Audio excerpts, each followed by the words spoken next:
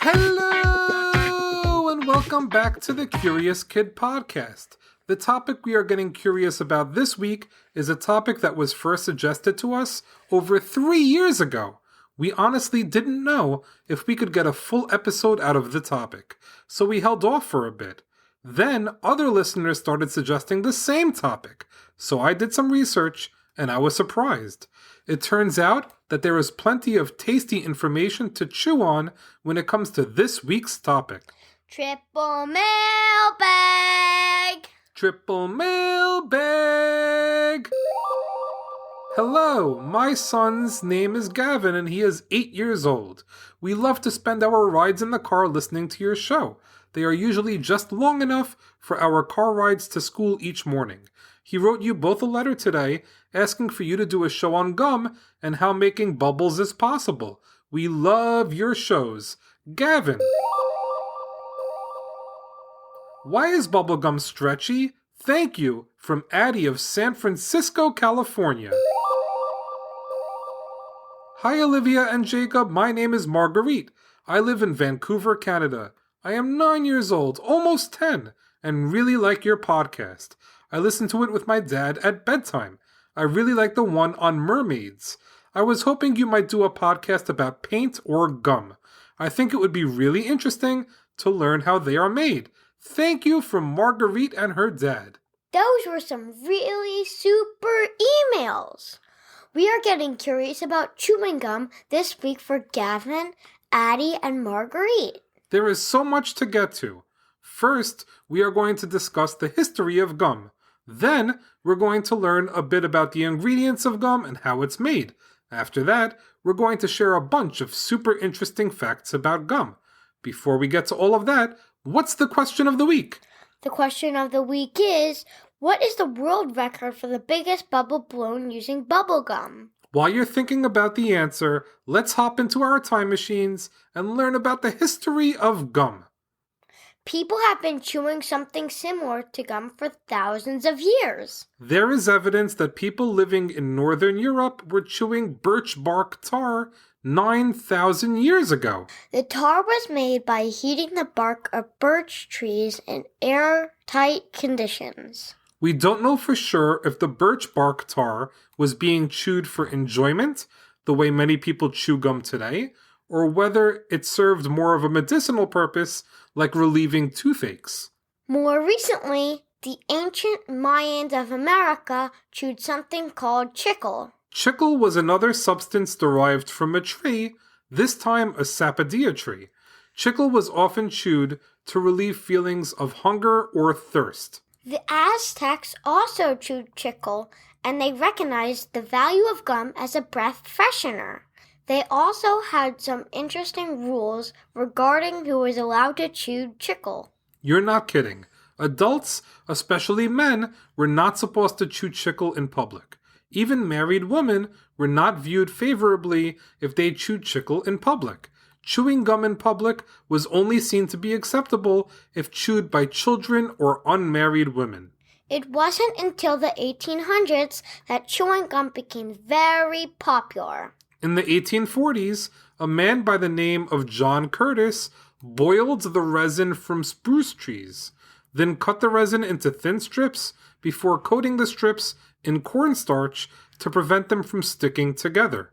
Within a few years, John Curtis opened up the first chewing gum factory in the world in Portland, Maine. Then, late in the 19th century, gum changed forever thanks to William Wrigley. William Wrigley started off by selling soap in Philadelphia. Then he moved to Chicago in 1891, and he transitioned to selling baking powder instead, as the baking powder was selling better. In a clever move, Wrigley added free packs of his chewing gum with all the baking powder he sold. People tried and loved his chewing gum. You may have heard of William Wrigley's chewing gum. In 1893, he started selling Wrigley's Spearmint chewing gum as well as Juicy Fruit. He advertised a lot and tried his best to make sure everybody tried his gum because he knew it was so yummy. He sent free samples to millions of Americans listed in phone books. He even had another promotion where he sent children free sticks of gum on their second birthdays. That might be a bit young to start chewing gum, but the promotion worked. People tried and loved Wrigley's Spearmint and Juicy Fruit. William Wrigley became one of the richest men in America thanks to his chewing gum.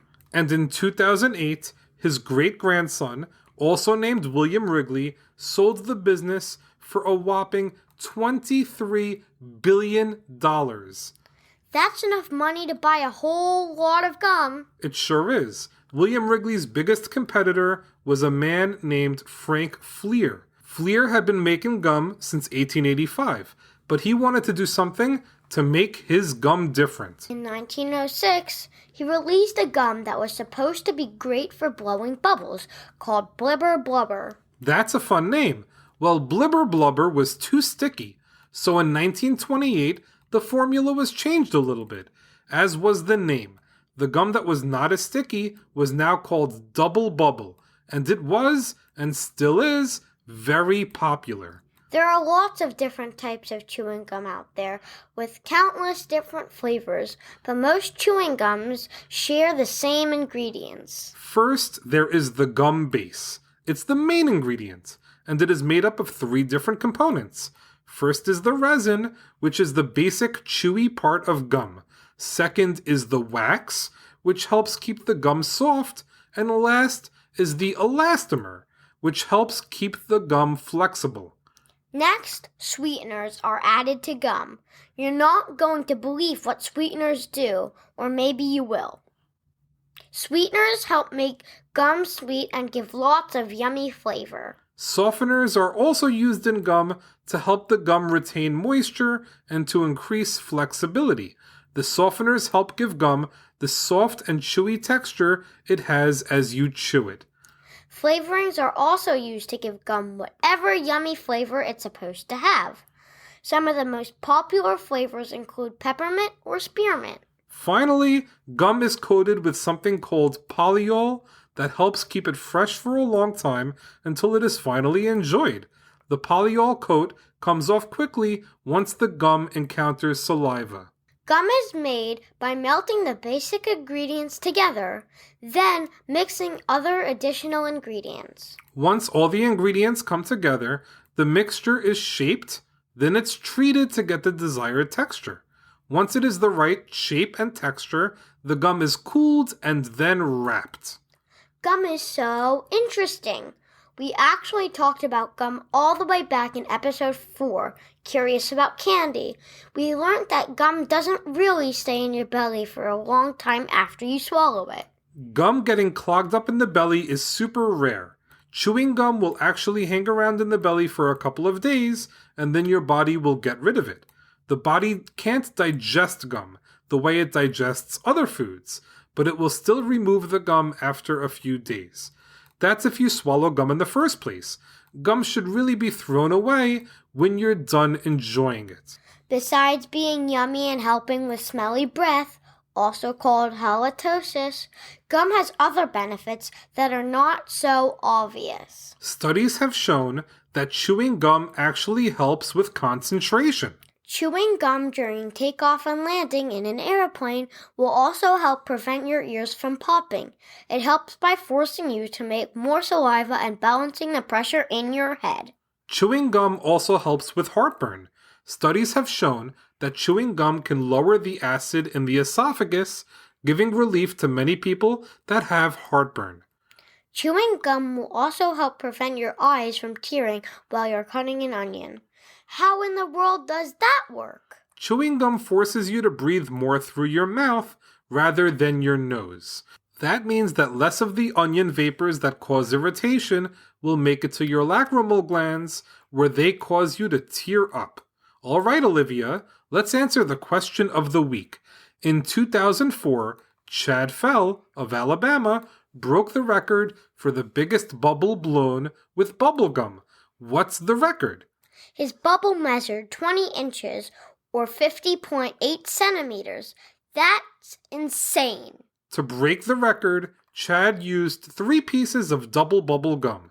You aren't going to believe this, but there is also a record for the biggest bubble blown with the nose.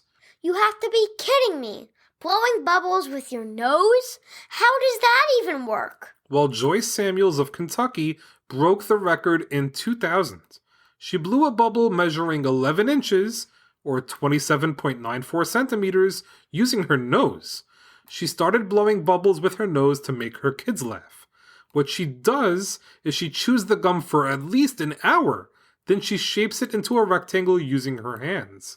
Finally, she puts the gum over her nostrils and then blows out through her nose. I would never think to blow bubble gum bubbles with my nose. What an incredible talent! Well, that's a wrap for this week's episode. Thanks so much for listening to this week's podcast, number 191, on chewing gum. Great job, Olivia, and great job, Gavin, Addie, and Marguerite, for the bubbly episode topic suggestion. Before we say goodbye, we have a few special people to thank. We want to thank our newest Patreon supporters, Miles and Lila M. and Ayla T. Thank you so much, Miles, Lila, and Ayla, for your support. All our Patreon supporters get a ton of extra access to Curious Kid Podcast extras, like monthly current events episodes. We also want to thank someone for leaving us a 5-star review, but we aren't exactly sure who to thank. The username is 19 letters that seem to be completely random, so whoever you are, thank you. The review says, I love Curious Kid Podcast because they make learning fun for me. I listen to every single one of their podcasts, and they make new episodes every week. That's such a thoughtful review. We do make new episodes every week, and we've been doing it for almost 200 weeks in a row. Oh my goodness! And of course, there will be another one next week. Join us when we get curious about tardigrades for listeners in Indonesia and Alaska. As always, thank you so much for listening and getting curious with us.